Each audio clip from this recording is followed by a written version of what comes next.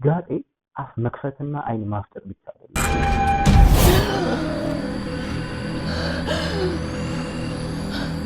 ወደቀ ዞሮ እንትን ነው ማለት ሲምፕል ሂውማን ቢንግና ትጎዳል። ከዛ ተነስተህ ድጋሚ ፋይት የሚያደርግ ሱፐር ስትሪንግ ካለ ያ ነገር ደግሞ ያው እንደዚህ አይነት ድንዛዜ የሚመጣው ካለማንበብ ፊልሞችን በደንብ በንቃት ካለማየት ምናምን ይመስለኛልና ዝም ብሎ የሆነ ግብስብስ ነገር የሞላበት ፊልም ነው። እዛ ጋር ደግሞ ሱፐር ገርልን ሱፐር ማለት ጠፋ ፓወራቸው እና መጨረሻ ላይ ደግሞ ዊክ አደርጋቸዋል።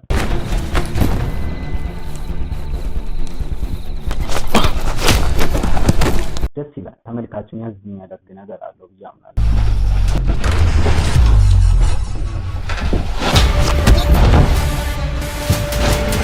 ወይስ ደግሞ ዝም ብሎ ጀስት የሚወድቅ ነገር አልነበር።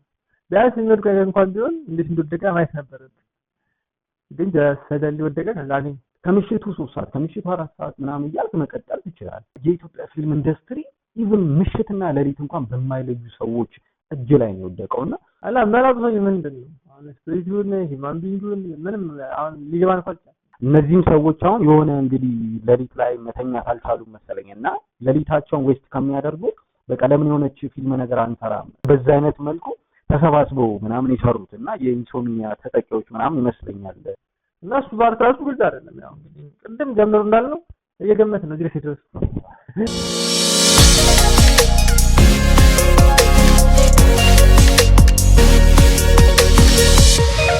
ሰላም እንዴት ናችሁ? ማግኒፋይ ተመልሷል። በዛሬው ሳምንት ደግሞ አንድ በቅርቡ የወጣ ፊልም አለ። እሱን እንተቻለን ማለት ነው።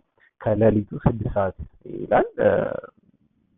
በፔን ኪለር እየታገዝኩ ነው ያየሁት ይሄን ፊልም ቢኮዝ በጣም ያም ነበርና ልክ በቃ እንትን ይላልና ጊዜን ዌስት አደረኩባቸው ከምላቸው አማርኛ ፊልሞች አንዱ ይሄ ነውና እዚህ ላይ ፎከስ አድርገን በደንብ እንተቻለን ማለት ነው። እኔ ሄኖክ ተክለማርያም ዳንኤል ካሳ። ያው እንደነገራችሁ ከባለፈው የቀጠለ ፓርት 2 ከሌሊቱ 6 ሰዓት የሚለውን ፊልም ማግኒፋይ አድርገን በደንብ ቪው አድርገን እናያለን። ያው እንግዲህ አብዛኛው የሚታች ነው ገና እስቲ በደንብ ዲፕ እየገባን ደግሞ እናያለን። ፊልሙ ፕሮዳክሽን የተደረገው በዳሽ ፕሮዳክሽን እና ኤላዳን ፕሮዳክሽን ነው የሚባለው። ተዋናዮቹ ሰላም ተስፋዬ፣ ማርታ አግኝተው፣ ሚካኤል ተስፋዬ፣ ነብዩ እንድሪስ ያው የምናውቃቸው ሲኒማ አክተሮች ናቸው።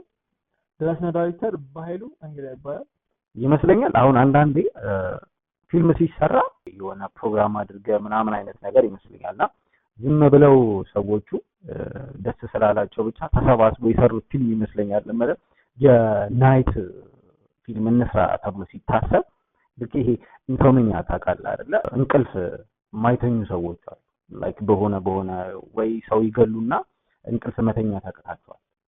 እነዚህም ሰዎች አሁን የሆነ እንግዲህ ሌሊት ላይ መተኛት አልቻሉም መሰለኝና ሌሊታቸውን ዌስት ከሚያደርጉ በቃ ለምን የሆነች ፊልም ነገር አንሰራም በቃ ልክ በዛ አይነት መልኩ ተሰባስበው ምናምን የሰሩትና የኢንሶሚኒያ ተጠቂዎች ምናምን ይመስለኛል አጠቃላይ እየሰሩት እና በጣም ደባሪ የሆነ ፊልም ነው። ጀነራው እንትን ነው ከአስፈሪ ፊልሞች ዘውግ ነው የሚመደበው እና ግን በፍጹም በቃ ይሄ ድሮ ላይ እንኳን የጭራቅ ስቶሪዎች ምናምን ይነገሩ ነበርና በተሻለ አስፈራሩ ነበር ምናምን አሁን የባሰበት ፊልም ነው። እና ወደ ፊልሙ እንገባለን በዲፕ ሚንት እየጠራን እና አራተኛው ደቂቃ ላይ ከ25ኛ ሰከንድ ላይ ሴትዮዋ ወድቁን ብሏል። ሴትዮዋ ወጣ ማለት ነው። ትልቅ ሴትዮዋ እና ከስር የሆነ ልጅ ግራፍ አደረጉ እንደመጣ ብናለን የሆነ ልጅ ወድቁን ያዘው ማለት ነው። ከተሞች በኋላ ይቀሙታል ዩኒቨርሲቲ የገባ ነው እና ድንገት በዛ ላይ ዋና ሄደን ነው ያልኩት እንዴት አፕል ይችላል በዛ ላይ ብቻውን ነው እየሰራ ነው ማለት እንትን ኢንዱስትሪ ነው እሱ ዘላ የራሳችን ያው እንግዲህ እየገጣጠመው ካልሆነ እና እሷ የወሰደባት ፓርት ወርቋን የወሰደባት ፓርት ሁለቱ ከውስጥ ያኛ ነው በዛ ሰዓት እንግዲህ እሱ ነው ሲደፈን ያደርጉት።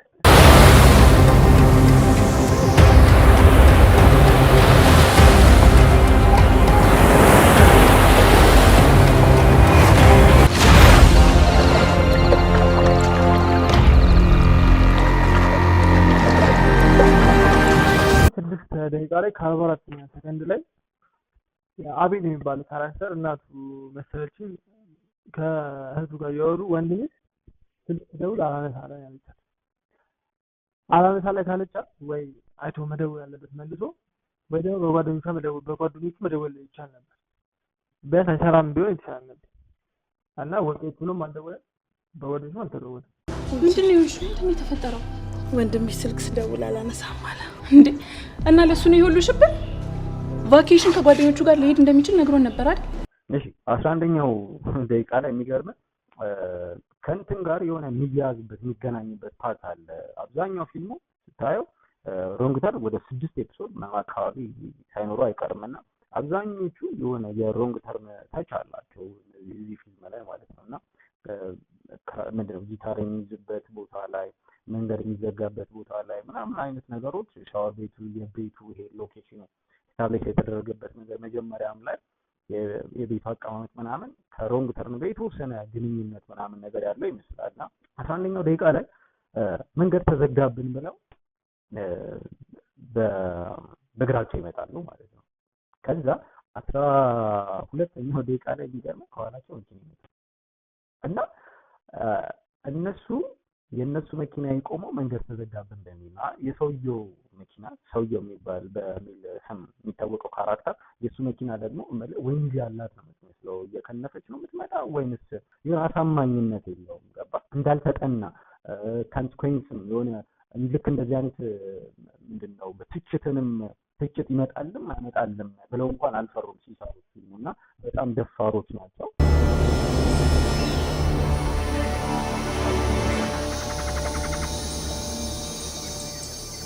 ይሄን ነገር ማንሳት ምንችል ይመስላል? ማንሳቱ እንኳን በጣም ከባድ ነው። ለነገሩ ደርሰናል እኮ ለምን ቦርሳችንን ይዘን በእግራችን አንመጣም?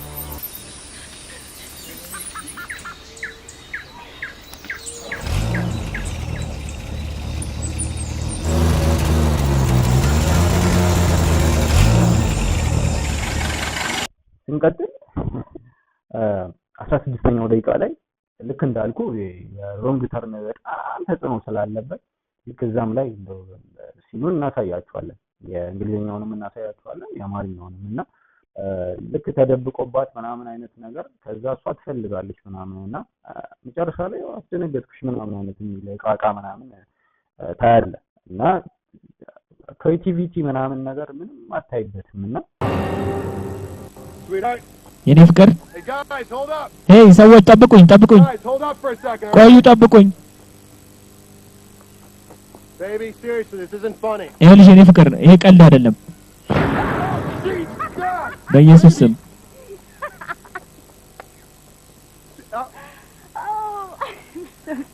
በጣም ይቅርታ ነገርኩሽ ይሄ አደጋ ነው እምወድህ እኮ ለዚህ ነው ደስ ትላለህ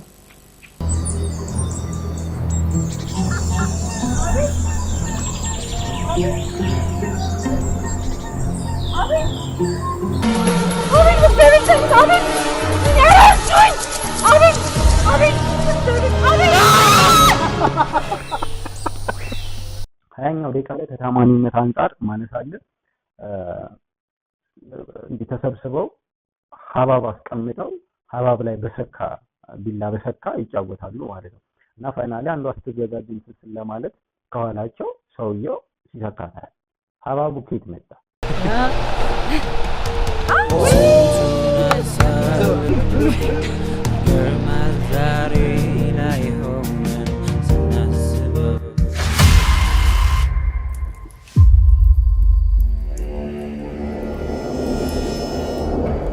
ቦታው ላይ የሀባብ ተክል የለም ምናምን አይነት ነገር ግን ድንገት አየህ ደስ እንዳላቸው ይሄ ያስጠይቀናል ምናምን እንደዚህ አይነት ትችት ይመጣብናል ብለው ስለማይፈሩ እንደዛም አይነት ጥያቄ ተመልካችም ስለሌለ በቃ የልብ ልብ ተሰማቸው ምናምን እና እንደፈለጉ ነው የሚሰሩበት ህግ የለም ምናምን ነገር 20 ደቂቃ ላይ 57 ሰከንድ ላይ ደግሞ ታሪክ ውስጥ ሰውየው የሚሉት ካራክተር ይወጣል እሱ ካራክተር አሁን እንደ ደራሲቱ ከሆነ እንደ ስፕሪት ወይም ዴቪል ራሱ ሆኖ እንዲወጣ የተፈለገው ነገር ግን ዴቪል በሰው ልጅ ሰው ሆኖ መኖር ስለዚህ ማለት እንትን የተለመዳል ብዙ ፊልሞች ላይ ተወስዶ ምናምን የሆነ ኢንቲቲ ካራክተር ሲወጣ የሆነ ወጥቶ የሆነ ሰው ላይ ገብቶ የሆነ ነገር ላይ ገብቶ የሆነ አክት ነው የሚያሳየው ጀስት ሂውማን ቢንግ ሆኖ ቀጥታ ወጥቶ እንደ ስፕሪት ሆኖ አንገታከስ ሂውማን ቢንግ እንትን የለውም ሂውማን ቢንግ ካራክተር የለውም ዴቪል በስፕሪት ሆኖ ከዛ ሂውማን ቢንግ ሲገባ ይችላል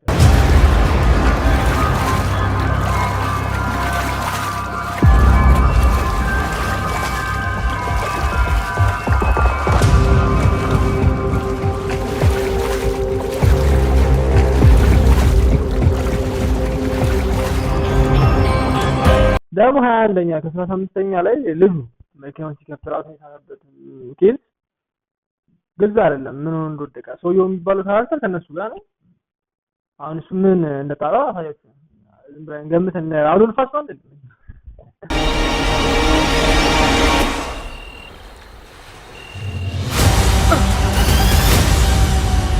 31 ከ53 ላይ ደግሞ የድመቷ ካራክተር ድመቷ የገባችበት ካራክተር የወጣችበት ካራክተር ምንድን ነው? ልጁ ማስገባታችሁ ማስጠፋችሁ ምን ልጅ ካራክተሯ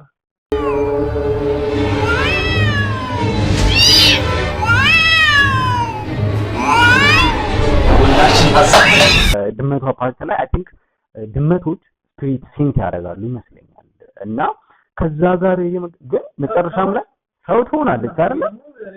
አዎ። እና ምንም ልክ ነህ እንደንተን ግልጽ የሆነ ነገር የለውም። አይንሽ ምን ሆነሽ ነው እየደማሽ?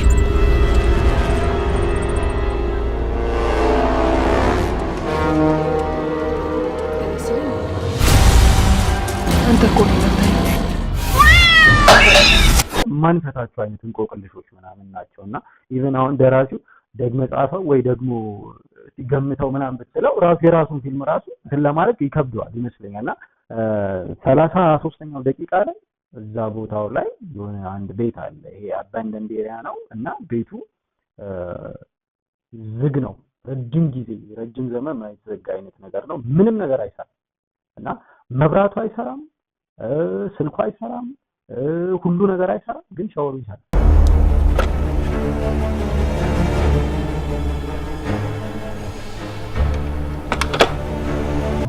የድመቷ ማለት ሊሆን ይችላል። ተነስቶ ታጠቢቁ።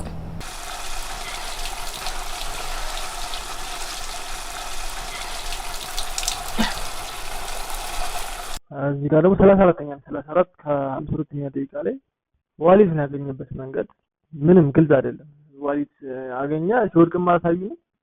ጀስት ግን ሆነ አልጋ ላይ ወደቀ አገኘ። ዋሊት ደግሞ ዝም ብሎ ጀስት የሚወድቅ ነገር አልነበረም። ቢያንስ የሚወድቅ ነገር እንኳን ቢሆን እንዴት እንደወደቀ ማየት ነበረበት። ግን ሰደል ወደቀ አገኘ።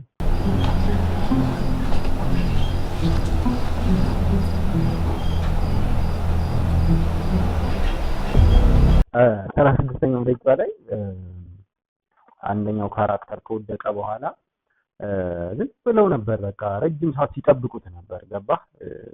ምን ወይ ይሞት ወይ ይኑር ምናምን ምንም የምናውቀው ነገር የለም። እነሱም አልነገሩ ነው። በቃ ትንሽ ተረባበሹ ምናምን ነገር። ከዛ በቃ እና ኢቭን ዝም ብለህ ከመጠበቅ እንዳንድ ደራሲ ቢያንስ መጻፍ ነበረበት ካራክተሮቹ ማድረግ የሚገባቸውን ነገሮች። ገባህ? ሲወድቅ እኮ በህይወት አለ የለም የሚለውን ነገር እንኳን መለየት እንድንችል እኮ አሉ የሆኑ ነገሮች እንደ ደም ስር ልትነካ ትችላለህ። የአንገት አካባቢ ምናምን ነካክተህ በህይወት አለ ወይንስ ደግሞ ሞቷል የሚለውን ማወቅ ትችላለህ። እና አየህ ትንሽዬ የሆነች ምንድነው የሜዲካል እውቀት እንኳን የላቸውም እና በጥናት የሆነ ሰው ጋር ደውለህ እኮ እንትን ማለት ትችላለህ። እና ካራክተሮቹ ስራ ፈተናቸው በቃ ቆመው ብለው ሲጠብቁት ነበርና ያው የነሱን ጥፋት ነው አትልም፣ ግን እንደ ጸሐፊ ቢያንስ የሆኑ ነገሮች መጻፍ ቢቻል አሪፍ ነበር። ያ ነገር ደግሞ ያው እንደዚህ አይነት ድንዛዜ የሚመጣው ካለማንበብ ፊልሞችን በደንብ በንቃት ካለማየት ምናምን ይመስለኛል። እና ዝም ብሎ የሆነ ግብስብስ ነገር የሞላበት ፊልም ነው።